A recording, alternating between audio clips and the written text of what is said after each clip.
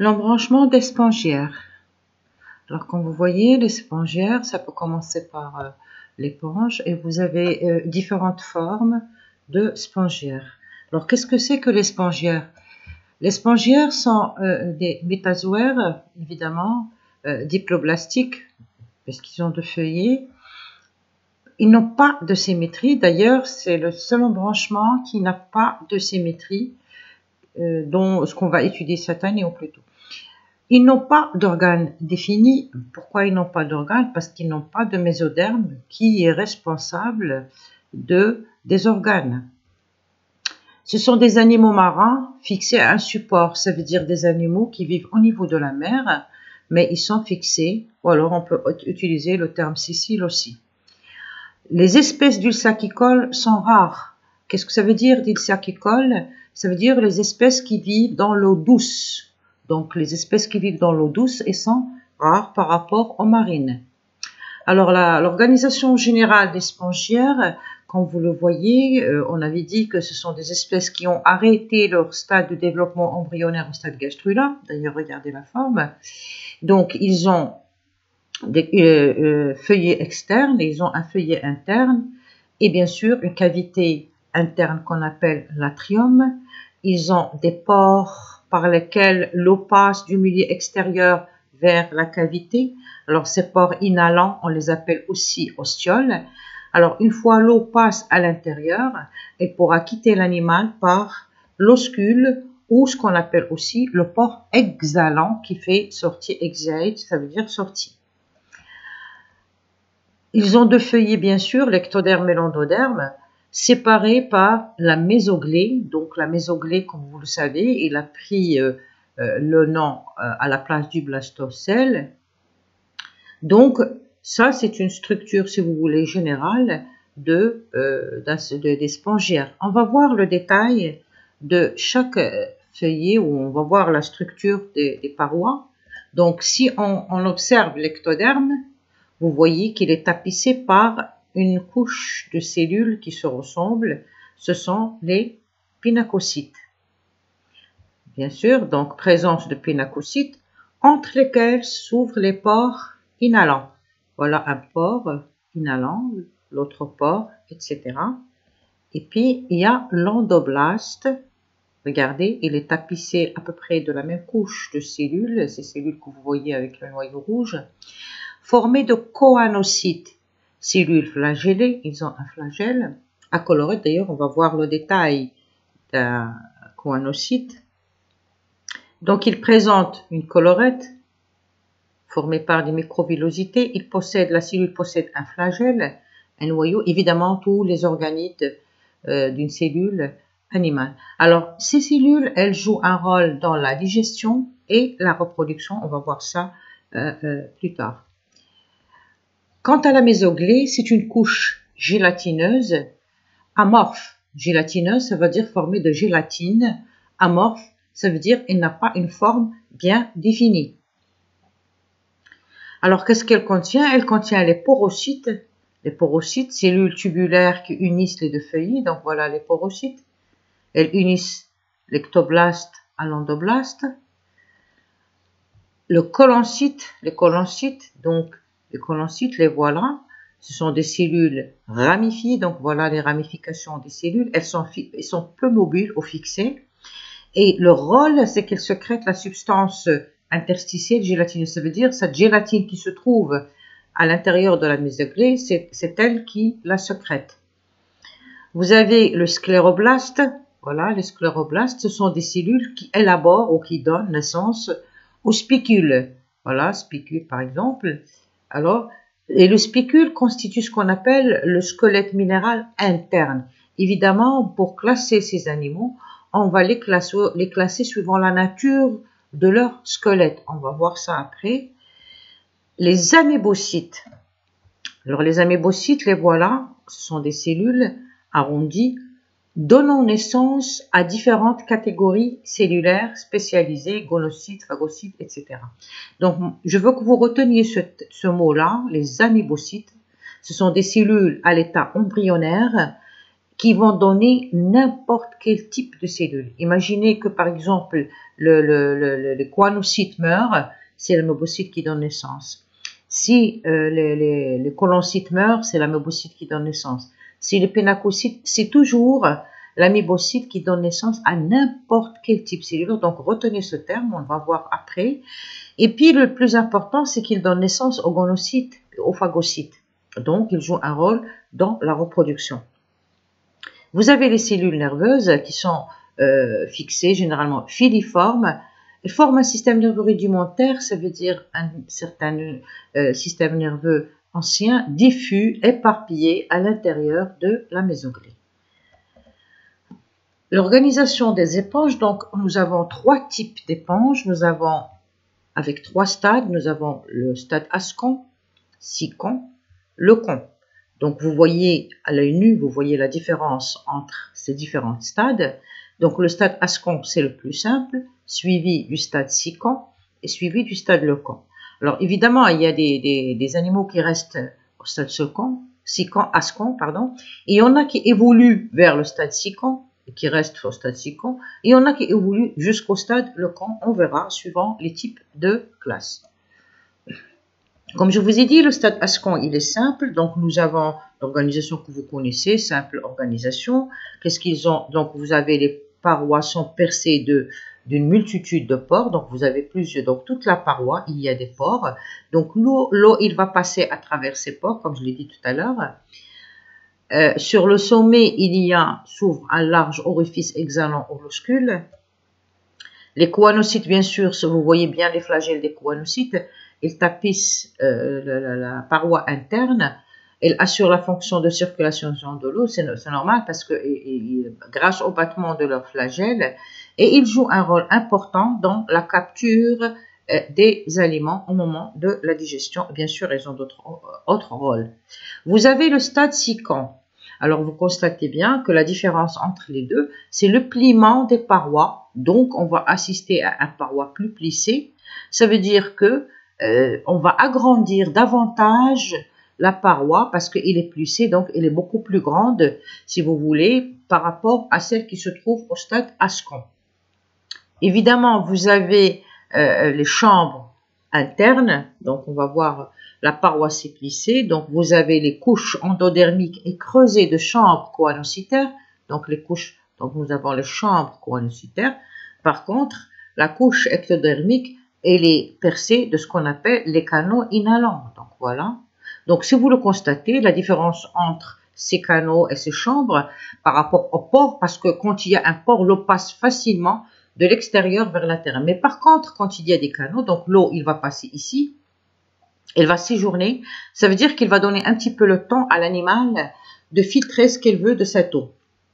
Évidemment, cette eau, il va regagner la partie, les chambres par ce qu'on appelle les ostioles, c'est ça les ostioles, voilà. Donc l'eau va passer de là vers les chambres choanocytaires, il va passer après au niveau de la cavité gastrale. Évidemment, comme je vous ai dit, cette organisation a pour effet l'augmentation de la surface d'échange. Ça veut dire que, par exemple, au stade ascon, l'animal va effectuer beaucoup plus d'échanges que l'animal qui est au stade ascon. Et puis, bien sûr, la situation va se complexer davantage avec le stade lecon. Donc, vous voyez très bien que il y a davantage de plissement. Donc, la paroi des éponges s'est considérablement épaissie au détriment de la cavité interne. Alors, qu'est-ce que ça veut dire au détriment? Ça veut dire au profit, au dépens. Alors, quand vous constatez le schéma suivant, vous voyez que la cavité interne est devenue beaucoup plus petite par rapport à celle qui se trouve au stade ascon et au stade sicon. Ça veut dire que le plissement, il s'est fait au dépens de cette cavité. Il l'a complètement rétréci pour prendre place. Les chambres, bien sûr, choanocytaires qu'on avait vues dans le stade ascon, ils se sont transformés en corbeilles. Donc, vous voyez les corbeilles ici. Bien sûr, cette organisation a pour effet de ralentir le courant d'eau, ce qui facilite le filtrage de la matière organique. Évidemment, l'eau va séjourner beaucoup plus dans les corbeilles, permettant à l'animal de filtrer davantage la matière organique ou ce qu'il désire, ce qu'il trouve dans l'eau avec les échanges, l'oxygène, etc. La classification des éponges, comme je vous ai dit au départ, elle est basée sur le squelette interne. Donc, voilà, donc suivant la nature du spécule, on va classer les espèces. Donc nous avons 3 classes. Nous avons la classe des calcisponges, pour vous faciliter le terme. Donc vous avez ici le mot calcaire. Donc évidemment, dans cette classe, on va trouver que les spécules, elles sont calcaires. Donc les types de spécules qu'on trouve, donc ce sont des spécules calcaires présentant 2, 3 ou 4 pointes. Donc voilà, 2, 3 ou 4 pointes. Mais ce qui est important, rappelez-vous que le squelette ici, il est calcaire. Dans cette classe, nous avons 2 sous-classes. La classe des homocèles, ce sont des formes typiques de stade ascon. Ça veut dire typique. On trouve presque que le stade ascon. Donc vous avez ici des exemples tels que le Conia nevea. Je ne vous demande pas bien sûr de retenir ces termes, c'est pour l'illustration, pour que vous compreniez un petit peu le monde des spongiaires. Nous avons la deuxième sous-classe des hétérocèles. Donc le stade ascon, là, le stade ascon, il est transitoire. Ça veut dire passager, transitoire. Donc l'animal commence par le stade ascon, puis le développement des éponges est caractérisé par une complexité croissante jusqu'au stade leucon. Autrement dit, donc, dans cette sous-classe, nous avons le stade ascon, mais il est transitoire, et puis le développement continue jusqu'au stade sicon pour se complexer et devenir leucon. Donc, vous avez, par exemple, le sicon SP. Et on passe maintenant à la classe des hexactinélides. Qu'est-ce que ça veut dire? L'éponge de type complexe. Le stade leucon est assez général, donc remarquez ici, donc vous voyez qu'on passe d'une classe et d'une sous-classe, on caractérise chaque classe ou chaque sous-classe par les stades qui dominent dans cette classe. Ici, le leucon est assez général. Évidemment, la différence entre la première classe des calcisponges et cette classe, c'est que le squelette est formé de spicules siliceux. Dans la première classe, il était formé de spicules calcaires. Ici, les spicules sont siliceux, et ce qui fait la différence entre les 2 classes. Donc, vous voyez les spicules, ils sont, même là, leur forme, ils diffèrent par rapport à ce que vous avez vu tout à l'heure. Donc, vous avez ici différentes espèces de cette classe. Donc, vous avez pour illustration. Et la classe des démosponges. Alors, évidemment, la 3e classe qu'on est en train d'étudier, c'est la classe des démosponges. Stade leucon exclusivement. Faites attention aux termes, s'il vous plaît. Quand vous entendez exclusif, ça veut dire c'est exclusif. Le squelette est formé. Alors là, il est formé de spicules et de fibres de spicules siliceux et de fibres de spongine. Donc, je vais vous montrer. Donc, vous avez les spicules et vous avez les fibres de spongine. Donc, vous voyez que suivant la différence entre les 3 classes, c'est dû à leur squelette calcaire, siliceux et fibres de spongine. Alors, cette classe comprend des animaux intéressants, soit sur le plan économique, soit sur le plan biologique. Je m'explique, par exemple, vous avez Spongia, d'accord? Quand vous la voyez, ça vous fait penser à l'éponge que vous connaissez. Donc, l'éponge que nous avons dans nos toilettes, dans les matelas, etc., c'est une éponge synthétique copiée à partir de cette éponge naturelle. C'est la raison pour laquelle on vous a dit qu'il avait un rôle économique intéressant. Maintenant, la nutrition des spongiaires, comment ils se nourrissent. Il faut vous rappeler qu'ils ont 2 feuilles, donc l'ectoderme et l'endoderme. Ils n'ont pas d'appareil digestif, ils n'ont aucun organe interne. Par conséquent, comment va être faite leur nutrition? Donc, les spongiaires sont microphages. Ça veut dire quoi, microphages? Ça veut dire qu'ils se nourrissent de particules microscopiques. Alors, comment se fait la nutrition? Donc, l'eau amène les particules alimentaires. Vous savez très bien que l'eau pénètre par les pores ou alors par les canaux, etc. Donc, il amène les particules alimentaires. Donc, l'eau passe ici et il va se trouver dans la cavité. Remarquez une chose, qu'est-ce qu'il y a dans cette cavité? En face, il y a les choanocytes, ces cellules jaunes que vous voyez. Donc, voilà, donc ce sont les choanocytes qui vont capter la nourriture. C'est la raison pour laquelle, je vous ai dit tout à l'heure, ils jouent un rôle dans la digestion et dans la reproduction. Évidemment, lorsque une cellule capture des particules alimentaires, elles vont rentrer par phagocytose tout en fabriquant ce qu'on appelle la vacuole digestive. Maintenant, vous savez que les vacuoles digestives sont temporaires, fabriquées au moment de la digestion. Vous avez vu ça dans le cours, votre premier cours. Donc, les vacuoles digestives vont passer à travers les amébocytes et vont être distribuées aux autres cellules. Voilà un schéma qui explique un petit peu ce que je viens de vous dire.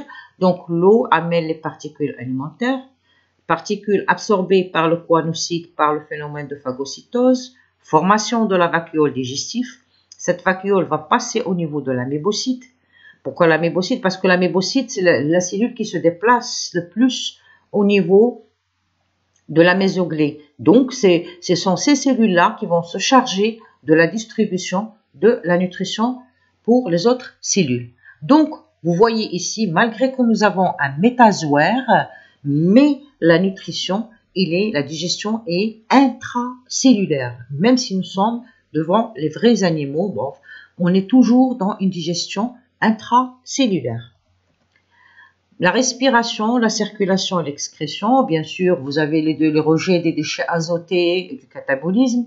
Vous avez les résidus inassimilables de la digestion. Vous avez les échanges respiratoires, l'entrée d'oxygène, sortie de CO2. Tout ça se fait par simple diffusion. Vous avez déjà étudié ça chez les protozoaires. Quant à la reproduction maintenant, vous connaissez maintenant que nous avons deux types de reproduction, asexuée et sexuée. Concernant la sexuée, nous avons tout d'abord la régénération. Alors, on va se dire, bon, vous savez que ce que veut dire la régénération, ça veut dire que si vous enlevez une partie du corps, le corps va régénérer cette partie qui lui manque. Donc, on va voir, si nous avons un fragment d'éponge, imaginez, vous avez rien qu'un fragment d'éponge, ou alors que des cellules isolées. Donc, comment ils vont faire pour régénérer les autres cellules? C'est pour la raison pour laquelle je vous ai dit tout à l'heure de vous rappeler des amébocytes qui sont des cellules embryonnaires qui donnent naissance à n'importe quel type de cellules. Évidemment, grâce à ces amébocytes, on va assister à la régénération totale d'un individu, évidemment grâce aux amébocytes. Le bourgeonnement, vous le connaissez maintenant. Vous avez deux types de bourgeonnement. Nous avons le bourgeonnement externe. Ce sont des expansions qui s'isolent, voilà, expansions qui s'isolent à la surface du corps, donnent des bourgeons. Bien sûr, nous avons plusieurs bourgeons. Et le bourgeon, quand il arrive à un stade de maturation, il va se détacher de l'éponge mère pour se fixer et continuer son développement. Donc, voilà, par exemple, nous avons une orange de mer. Vous voyez, donc voilà, les bourgeons qui se détachent, ils étaient fixés, ils vont se détacher pour aller se fixer et donner une autre orange de mer. Maintenant, le bourgeonnement interne, ça ce que vous avez vu, c'est externe. Alors, qu'est-ce qui se passe dans le bourgeonnement interne? Ce bourgeonnement, il est presque spécialisé chez les éponges d'eau douce. Ça veut dire, ce sont les spongiaires dulsacicoles qui sont dotés de ce bourgeonnement interne. Qu'est-ce que c'est? Ils fabriquent ce qu'on appelle les gémules dans leur mésoglée. Qu'est-ce que c'est que la gémule? Donc, gémule, c'est un amas de cellules indifférenciées, limitées par une coque percée d'un micropyle. Alors, lorsque vous entendez un amas de cellules indifférenciées, ça veut dire dans la mésoglée se forme la gémule. Qu'est-ce qu'elle contient? Elle contient des cellules indifférenciées. Et nous savons très bien que les cellules indifférenciées, ce sont les amébocytes. Ça veut dire quoi? Ça veut dire que la gémule, c'est le regroupement des amébocytes. Voilà le schéma d'une gémule. Donc, vous avez ici des cellules, l'amas des cellules, et il est enveloppé par une coque. Alors, ces gélules, je vais vous montrer la vraie gémule, une photo. Ça, c'est un schéma. Ça, c'est la photo de la gémule. Alors, pourquoi il y a des gémules? Parce que vous savez très bien, par exemple, pour les espèces qui vivent dans l'eau, il y a certaines périodes où la température devient trop basse, à tel point que l'animal ne pourra plus supporter la vie dans ces conditions-là. Donc, parfois, il y a des rivières qui gèlent, qui deviennent glace. Donc, qu'est-ce qu'elle fait l'animal? Dès qu'elle sent que la température, par exemple, commence à baisser, elle regroupe ses amebocytes sous forme de gémules. Et cette gémule, il est libéré à la mauvaise saison par l'organisme qui meurt. Automatiquement, les cellules, elles restent groupées à l'intérieur de la gémule. Une fois l'animal meurt, la gémule, elle reste. Jusqu'à quand?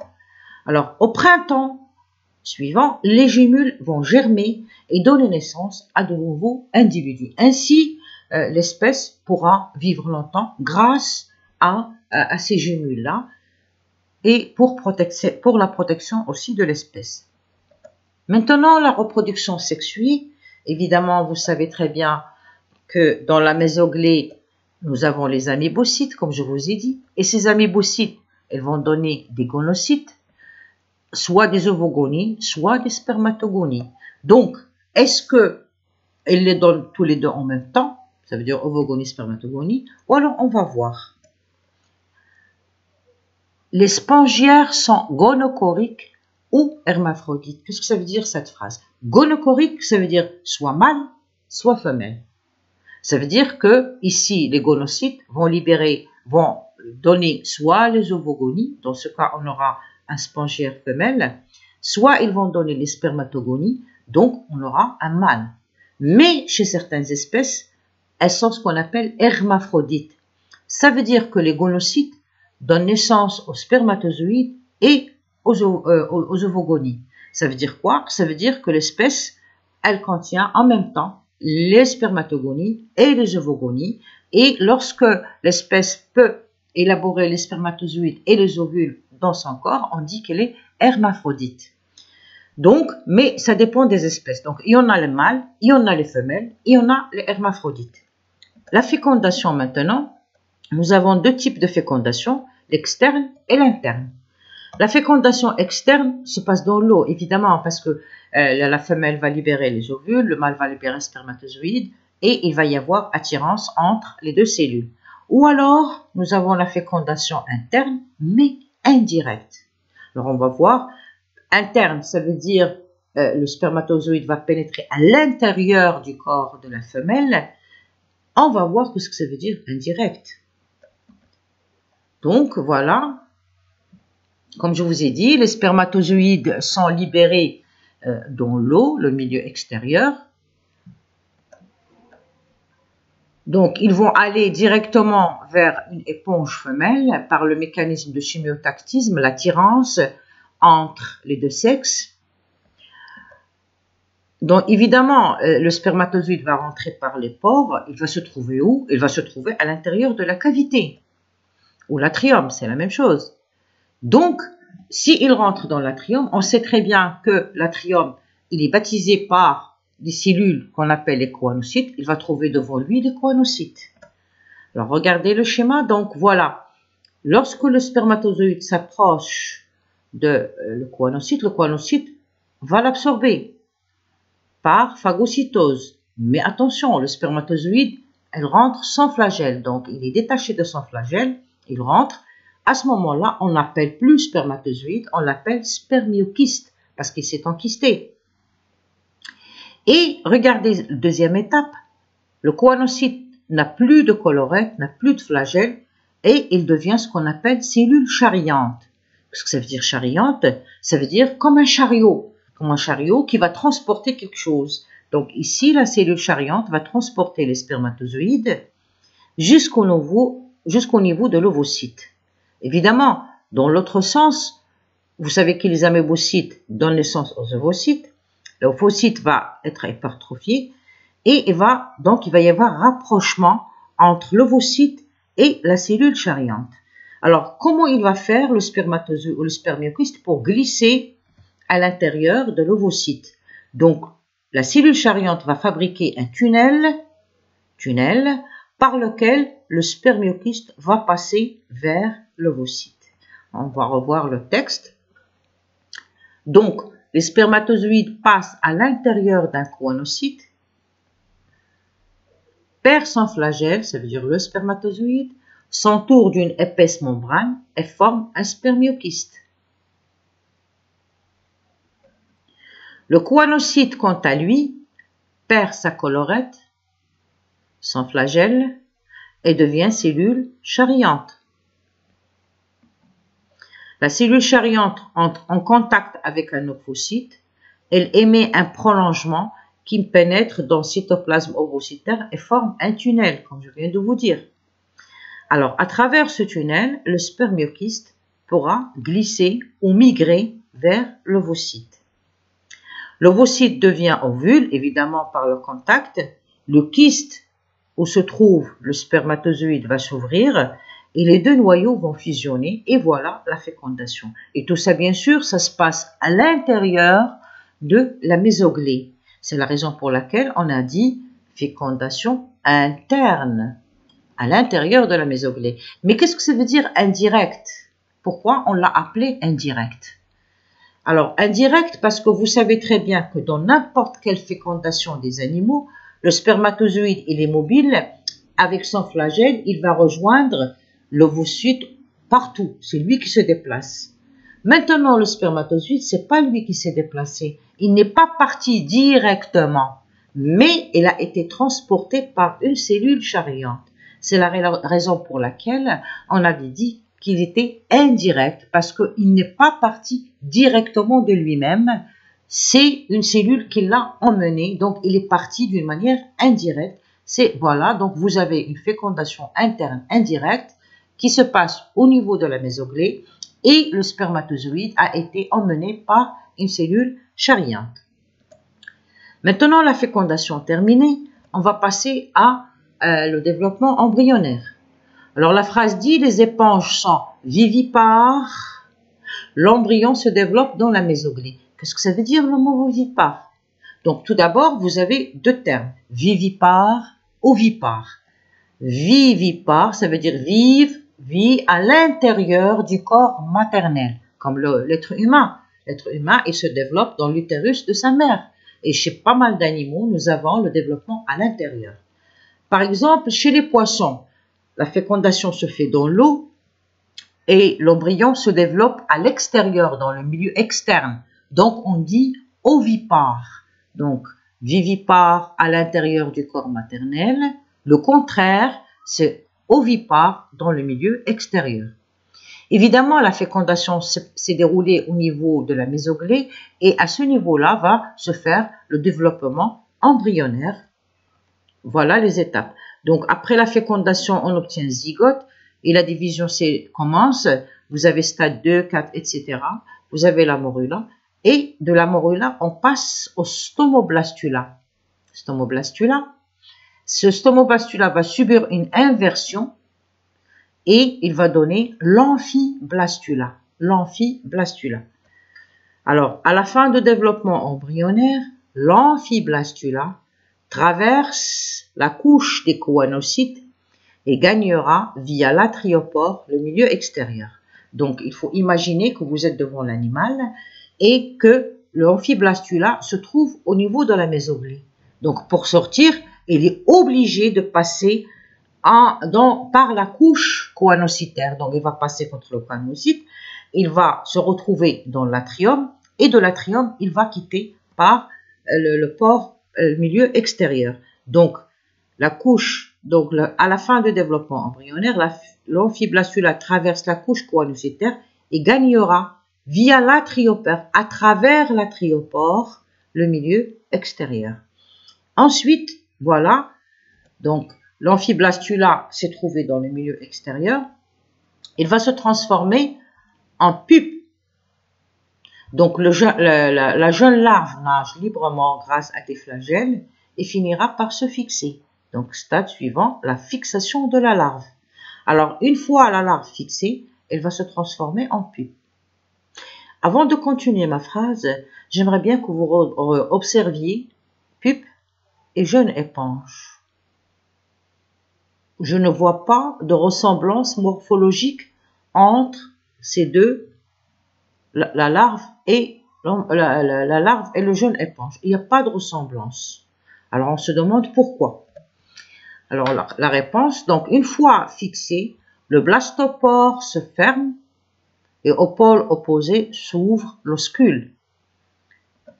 La larve commence la métamorphose. Alors là, qu'est-ce que c'est que la métamorphose? C'est le changement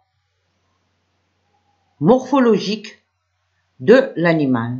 Je vous donne un exemple que vous connaissez tous. Vous connaissez tous le papillon.